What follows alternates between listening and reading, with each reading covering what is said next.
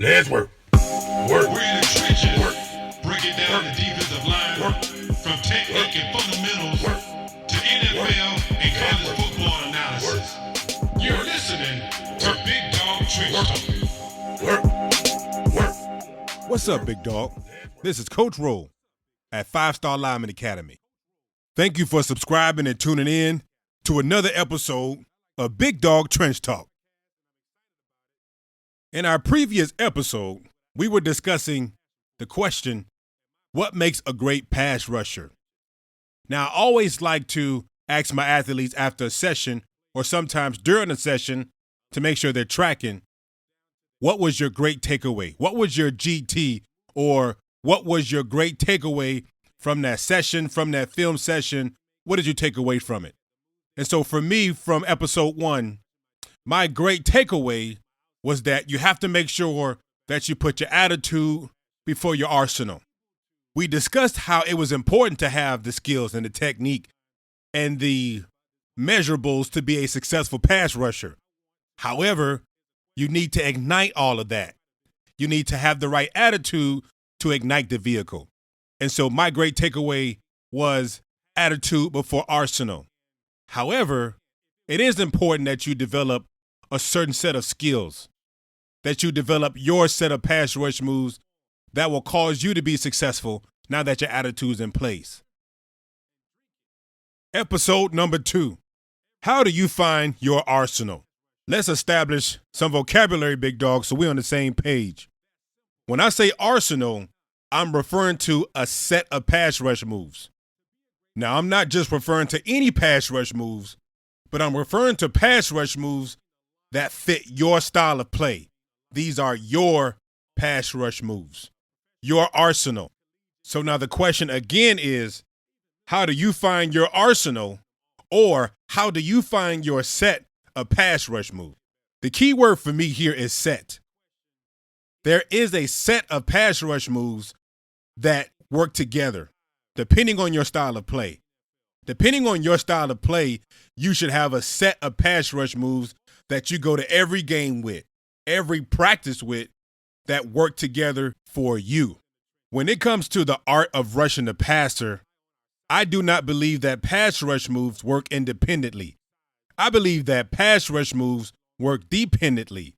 When you're watching a pass rusher in an NFL game or a college game or high school game, I believe that the pass rush moves that did work were the result of those pass rush moves that might not have worked. I believe that the other pass rush moves have set that pass rusher up for future success. So in other words, the pass rush move that worked played off the one that didn't. I believe that they worked together. For example, you may see a pass rusher bull. And all of a sudden he comes back with a finesse move. He comes back with a sweep or a quick swim or a cross chop of that sort. Because the pass rusher was bullying on the previous pass downs, it led to a successful finesse rush or a hand attack. And so this is why, to me, it's important to have a set of pass rush moves, depending on your style of play, not one move. I don't think a pass rusher should go to a game or a practice and only thinking about one move as opposed to the set of moves. This is why I say arsenal. Arsenal as in your set of pass rushes. Your set, not your one move, your set of pass rush moves. Now, the wisdom and the art of pass rushing now comes to the question, what is in your arsenal that works well with each other, that actually complements each other, that play off each other well? Now we're talking. Now we're talking about the perfect set of pass rush moves in your arsenal. Those pass rush moves have to play off each other. They have to work well or complement each other well in order for you to have that success. So, point being is that when it comes to choosing pass rush moves or choosing the right arsenal for you, you have to think about a set. Number one, you need to have a go-to, or you need to have a pass rush move that works for you. This is that pass rush that you feel that you're going to win 8 times out of 10, 9 times out of 10, 10 times out of 10, because that's the pass rush move that works for you that nobody can stop. That's when you need that pass rush or that great rush to cause havoc in the backfield, to cause the quarterback to run, to cause that quarterback to throw that ball off the wrong foot, to cause some kind of big play to happen. That's your pass rush move. For me, when I played the game, my pass rush move was my slingshot. I loved the slingshot. And it did not matter how big or strong that guy was. For me, if I wanted a sack or a great rush, and I knew that I took the time to set it up, my go-to, now that it was time to get to that quarterback, and now the timing was perfect to attack that offensive lineman, and he was right where I wanted him, I went to my slingshot. That was my move. My other move was catching the hands. Nobody could stop me when I rushed the passer when I caught those hands. That is, to me, like black belt. If you're talking about karate, you got the different levels of karate or the different belts. For me, catching the hands was like black belt for me. To me, that was mastery. I feel like I couldn't be stopped when I caught his hands. And so, one, you have to have your go-to, that move that you go to in need of a successful rush. What move are you going to go to when you need that rush? The second thing that needs to be in your arsenal, it has to be that setup rush. For me, this rush, the setup rush, requires a little bit more maturity. I take that back. It requires a lot more maturity, because this is the rush where you have to be patient. This is the rush where you're setting him up and you're setting yourself up for success. Set up. You're setting him up and you're setting yourself up for success. This requires patience. You may not get the sack on the setup. The setup is not for the sack at that moment. The setup is for the sack later on. Now, I'm not talking about the next quarter. Now, depending on what kind of game you're playing, it might just be that. You might have been setting him up and trying to go to your go-to, but you know what? You realize, I got to go back to my setup. I got to set him up just a little bit more to get him to believe that that's what I'm going to do majority of the time. So sometimes it may take that. You know, you may play a 4-quarter game and you might get 1 sack, and that's a great game. You know, we've watched Super Bowl games, the last Super Bowl, and you saw that sack in the 4th quarter from the Eagles that changed everything. It came at the right time. It came at the perfect time. I thought it was going to be a sackless Super Bowl. You should have saw me, big dog. I was sad in front of my TV. I'm like, come on. Super Bowl, no sack in a Super Bowl? Not one? Not a half of one? Saw a lot of rushes. Saw a lot of guys get close to the quarterback. But it wasn't no sack. I was sad. Wasn't no sack. Until I was patient and I waited all the way to the 4th quarter, and here it was. Finally, Eagles had the sack right when they needed it. But, man, it took a lot of work that night. Those boys put the work in, and right when they needed it, there was a sack. Well, sometimes that's what your setup does. Your setup may take time. And at the right time, because you've set yourself up for success, there goes your sack. Number 2, the setup move. You have to develop a setup. Number 3, counter rush. You have to have your counter rush.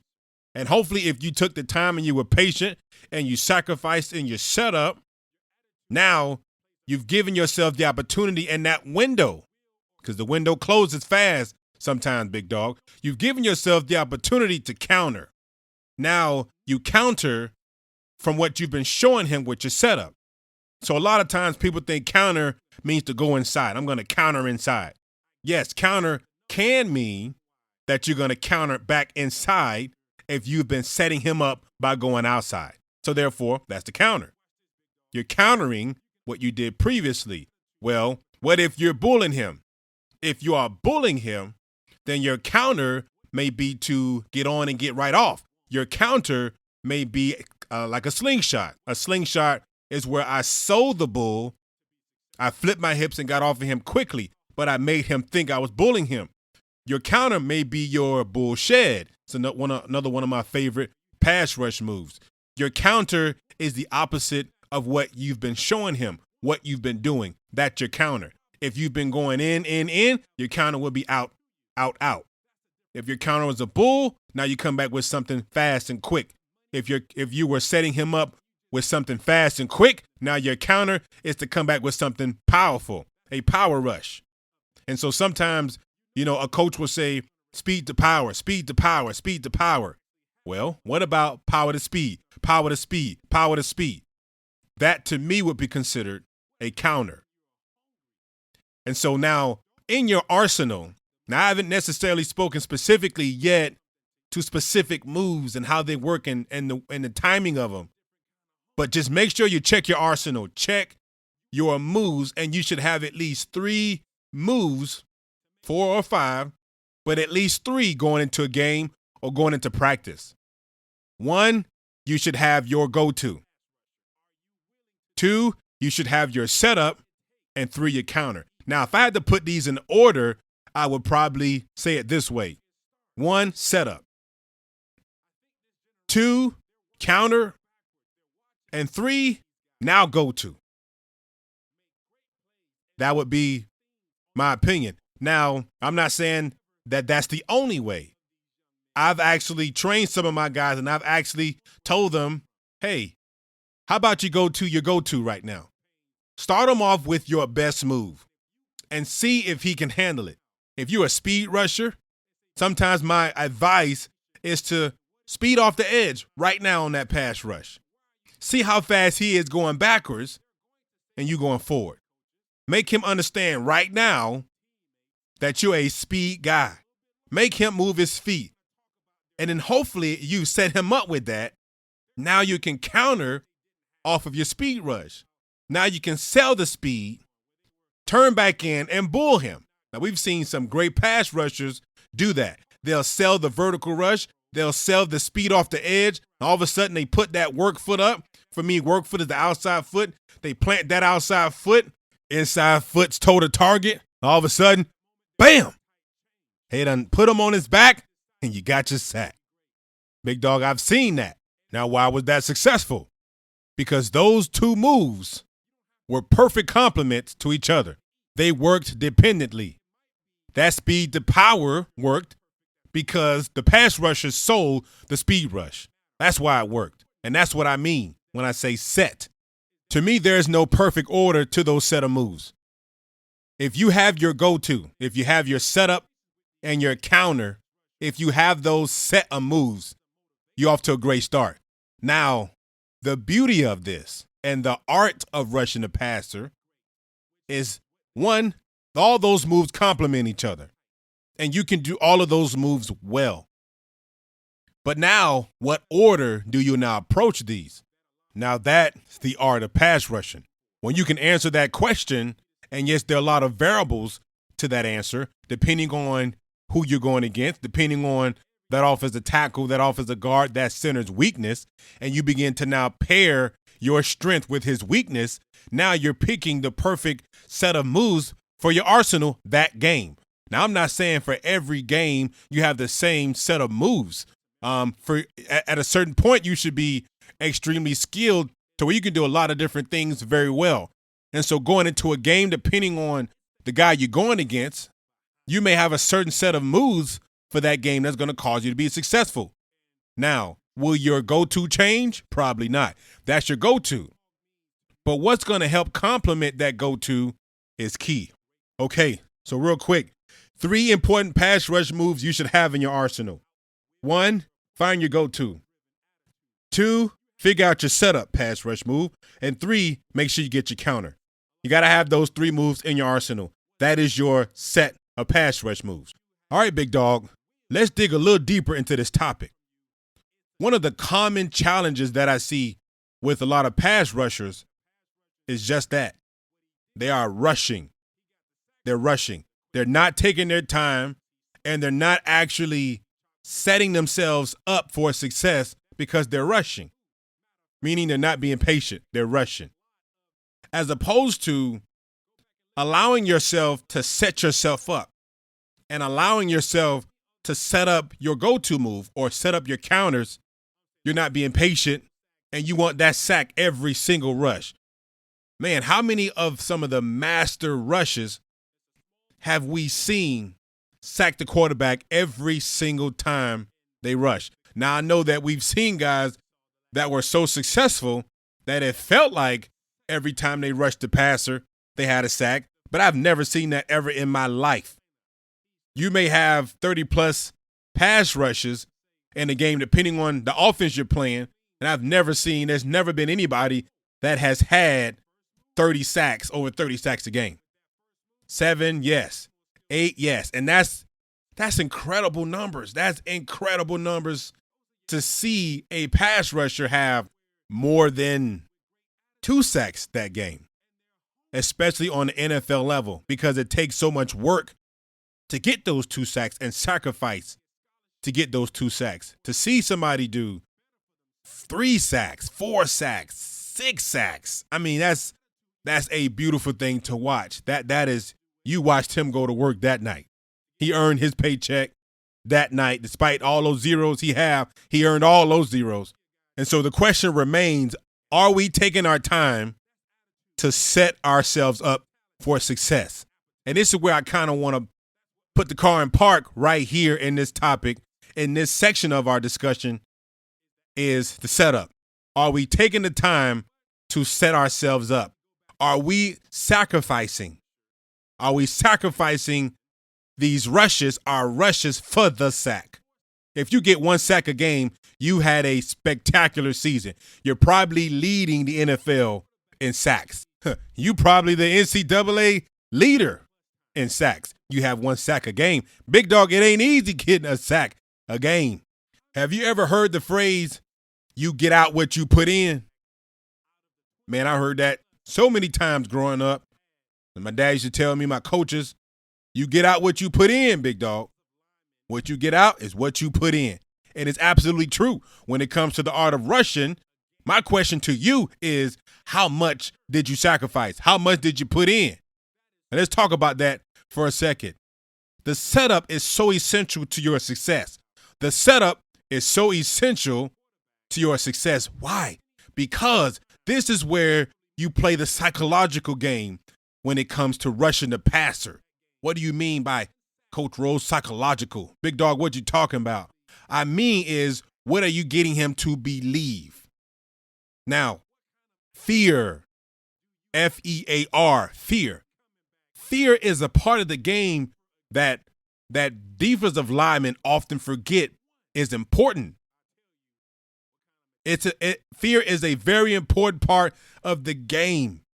If you can get that offensive lineman to fear something, if you can get him to fear something, you are setting yourself up for the opposite of what he's fearing. Fear for me, F-E-A-R, fear for me simply means false evidence appearing real. False evidence appearing real. False evidence appearing real. If you can get that offensive lineman to believe, to have false evidence, it's not true. It's false. But if I can get him to believe that false evidence, and to him it appears real to him, then I can do something different. I'm going to give you 2 different analogies I want you to think about. Chess. Now, I don't know if you play chess. I don't play chess that often, but I used to like to play it a lot because I like to play games that have you think. Games where you have to strategize, where you have to put yourselves in the right position to get what you want. Chess. Let's think about chess for a second. You have all these pieces on the board. And within that, you have to be strategic enough to make the right moves to put yourself in the right spot. Now, there's no telling how many moves you actually have to do before you actually conquer the major piece, before you actually conquer the king and the queen, not the knights, not the bishops, not the pawns, but that king. It may take you, big dog, a lot of moves. Follow me now. It may take you a lot of moves before you can say checkmate. Game over. Sack. You can't move. You can't go nowhere. I got you. Game over. I'm eating. It's over. Checkmate. Sometimes it takes that.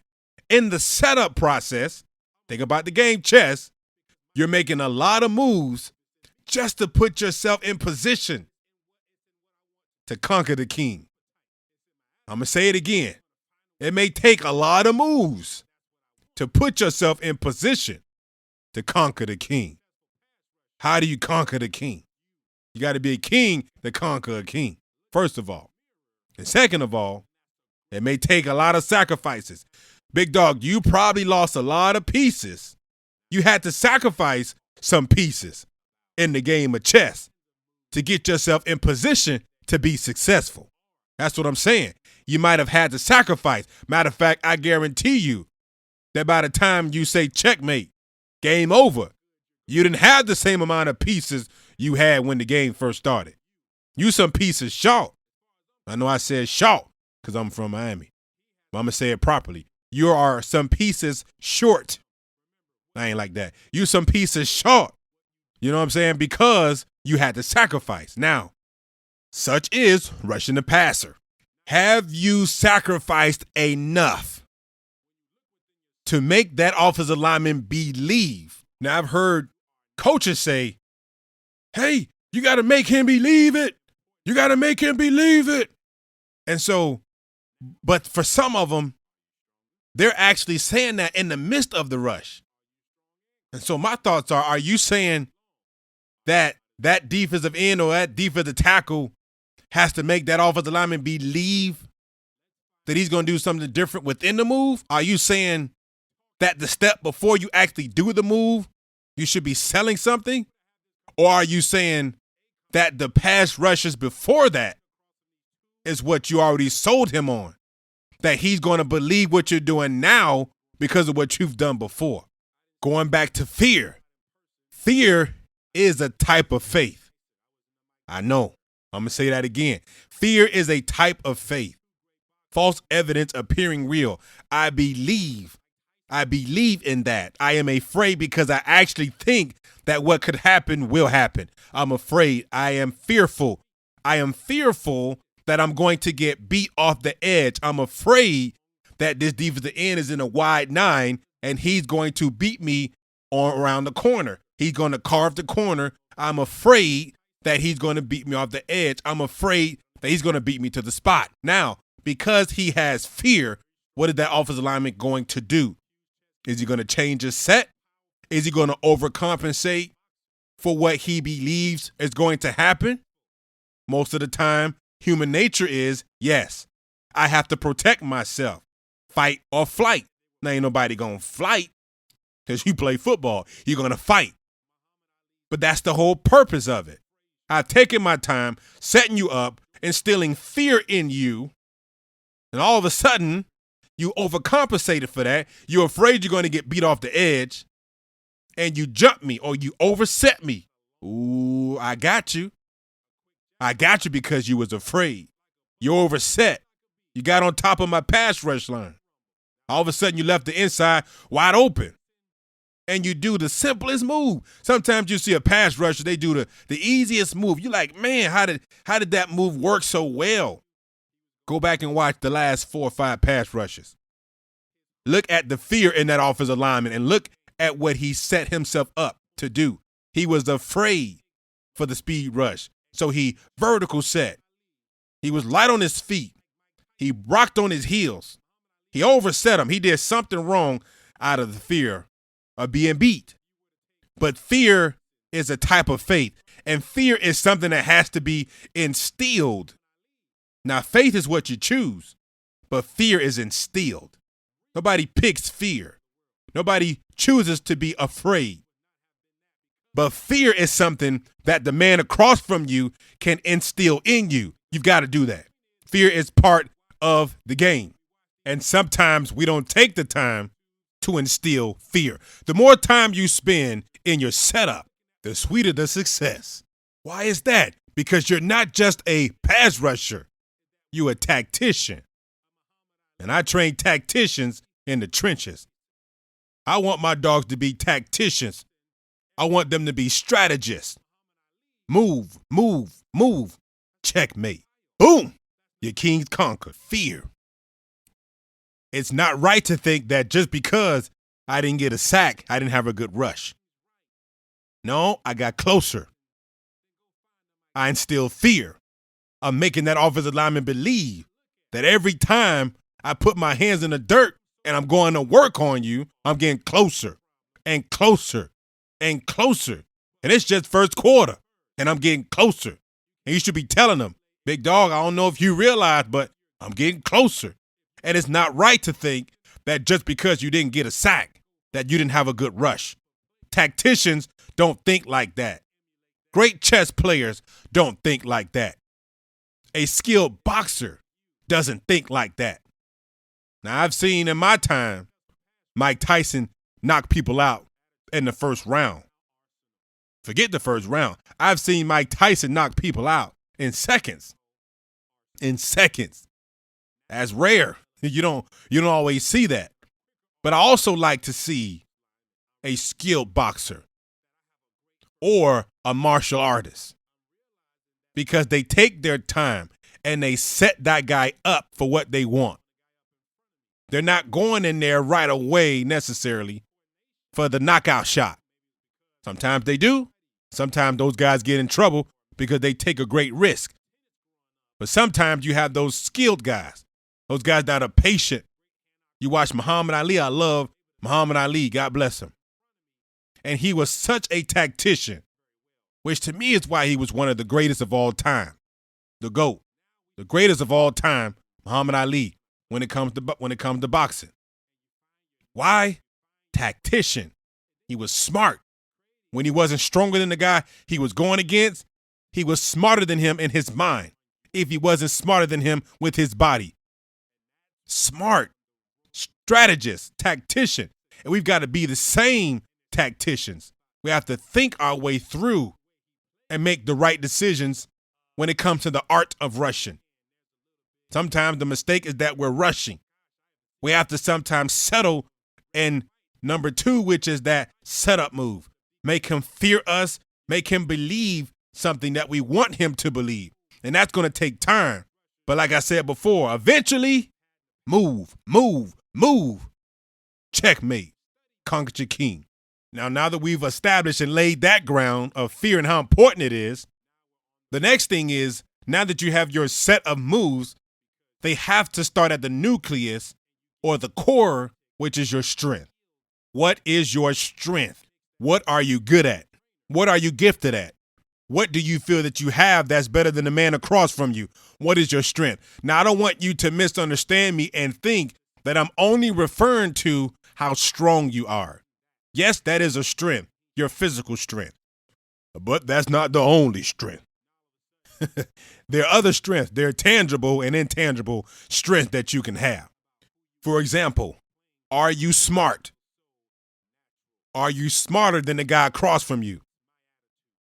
The psychology, your mentality, the decisions you make can be a strength. You can outsmart your opposition. I've done it. Trust me, I've done it. I've gone against guys that were physically stronger than me, but my strength was that I was smarter than them. Are you smarter than the guy across from you? Are you stronger than the guy across from you? Is that your strength? Your strength, your physical strength. Are you tall and long?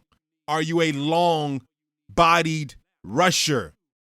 Yes, that can be an absolute strength. However, it can be a mistake to consider a tall pass rusher or a defensive lineman as a guaranteed strength. That's not true. Just because you're tall doesn't automatically make you a great pass rusher. Does it help it with your pass rushing? Man, absolutely. If you can use your length and use your height for your advantage, absolutely, it's a strength. If you learn how to use that length, it is an absolute strength. But big dog, let me tell you something. It ain't for me just about how tall you are, but how long you are. I'm going to say it again. It's not about how tall you can stand, but how long you can play. The guys that learn how to use their height and transform it into length do great things. So yes, your length is a strength. But what if you're not tall? What if you're short? Can that be a strength? Absolutely, it can be a strength. You have to learn how to use that strength, or the fact that you're not as long as the guy across from you.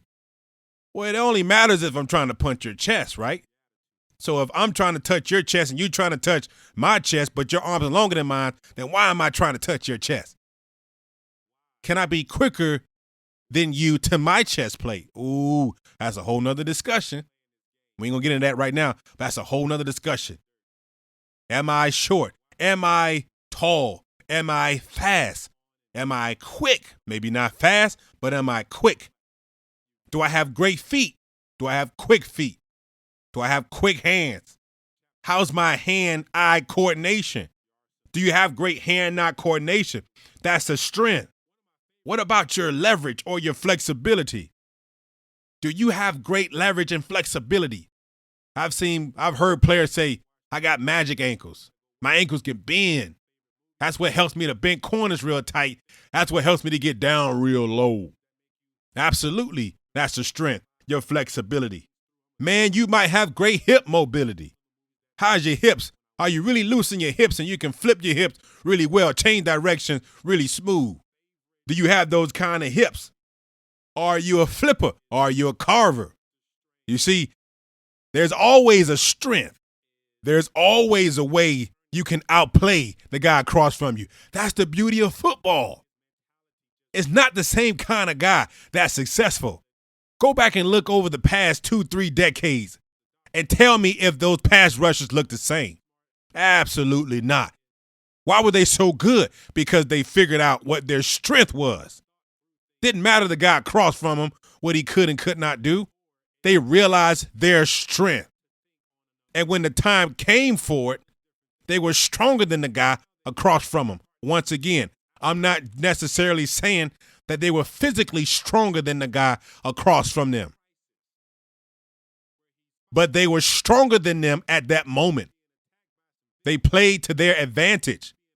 They out-leveraged the guy across from them because they found out what they had and what he didn't have. I'm going to say that one more time. They found out. They were smart enough to find out what they had and what he didn't have. Your strength, big dog, has to be at the core, at the nucleus of your arsenal. In other words, your moves have to play to your strengths. Your moves have to play to your strengths. So, for example, if you are a longer guy, then long arm moves, long arm combos, 2-to-1 quick releases. I'm calling out pass rush moves for guys that are long, for guys that will not allow an offensive lineman to get to his chest plate because he's playing long. Not standing tall, he's playing long. And so what kind of moves would he do? For a guy with quick feet, maybe stutter stepping, maybe cross chopping. Things where you attack the offensive lineman, close the cushion, get tight to the fight, and all of a sudden you're doing something different. Why? Because you got quick feet. You can change directions. You can make the offensive lineman believe you're going one way, and all of a sudden, boom, you change directions on them. Why? Because you got quick feet. Maybe you don't have quick feet. Maybe you're not as agile and versatile as another guy, but you have a great hand-eye coordination. Your hands and eyes work precisely. They are precise in their attack. You are what I call a hand assassin. You don't need a whole lot of feet. You can attack that offensive lineman and see his hands like they moving in slow motion. So you may be a hand combat guy. You may get to him and quick swim him. You may get to him and sweep him. You may get to him and catch his hands because your hand-eye coordination is so good. It'd be a shame for you not to play to that strength. You steady trying to bull rush this guy like everybody else when really you have great hand-eye coordination. What you doing, big dog? You're not playing to your strength. Maybe you're not long, but you powerful. Maybe your best bet is to sell that speed rush, turn your toe to target, and put your helmet right underneath his chin. Maybe that's you. You're a power rusher. You're a strong guy. You like Mike Tyson. You trying to get behind his jab. As soon as you get behind his jab, you hooking up and uppercutting him. What am I talking about? You might be that power ripper. You might be that power clubber. You might be that chop club rip guy. That might be you. That might be your style of play. Coach, I ain't real strong. I ain't strong like them, coach. I don't bench as much as they bench. I don't bench that much. I'm ashamed to tell you how much I bench. Okay? But you're fast. You that fast guy. Matter of fact, you scared yourself. That's why you so fast, because you scared. You afraid if they get their hands on you, they going to throw you like a rag doll. That's okay, big dog. Use your speed. You might be that guy that line up real wide. That guy that speed rushed off the edge. You a speed dipper. You a speed chopper. You a speed sweeper. That might be you. Your speed might be your strength. It'll be a shame for you to try to club a guy, to try to power rip that guy if you know you're not that kind of power guy. Do what you do best. Your arsenal has to complement your strength. And that's why it's so important to first discover who you are. The man that knows who he is, that knows himself, has a greater chance of mastering his environment. When you know you, you can be the best you can be. Sometimes we spend way too much time studying the guy across from us that we do not study ourselves. One of the most important things you ever study is yourself. Study yourself. What is your strength? And now begin to develop those moves that complement your strength and watch yourself become the best pass rusher you've ever been. Stop trying to just mimic moves because it worked for him or them. That may not be your move. Find your weapon of choice. What should be in your arsenal? Who are you? And once you identify what your strength is, what kind of guy you are, then you'll start to make the right choices. You'll be surprised how many guys are not successful at playing in the trenches because they're trying to do something they saw on TV. They're trying to do something somebody posted online. Oh, that move worked, so that's what I'm going to try. Not understanding that that was the move that worked for him. It may not work for you. Sure, go try it. Go try it. Go try the move. You might find your match. However, if you found your match, it wasn't the move. It was because it complemented your strength. Think about that. Really think about what I'm saying. Because sometimes we can get discouraged and feel like we're not going to be successful or can't be productive because we're not producing. Well, if you're not producing, it means you got the wrong tool. If you work with the wrong tool, you're not going to be productive. So choose the perfect tool. What tool is that, coach? Well, find your strength. Who are you? And begin to surround your strength with your arsenals, with your pass rush moves.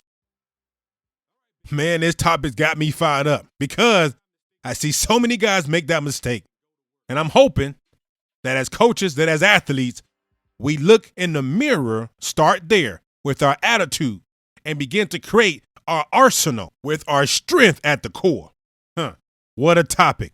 How do you find your pass rush moves? Keyword, your. Favorite part of today, move, move, move. Boom, conquered your king. Thanks for tuning in for another great episode of Big Dog Trench Talk. Don't forget to head over to BigDogFootball.com where you'll find the best D-line content on site. Some of the latest and the greatest pass rush moves we've been referring to in this episode, you'll find them all on BigDogFootball.com. Join the Big Dog Football community where our mission is to create some of the best D-linemen in the world. All right, Big Dog, enough talking. It's time to stick your cleats in the dirt and let's go to work. Work, work, work, work, work. Let's work.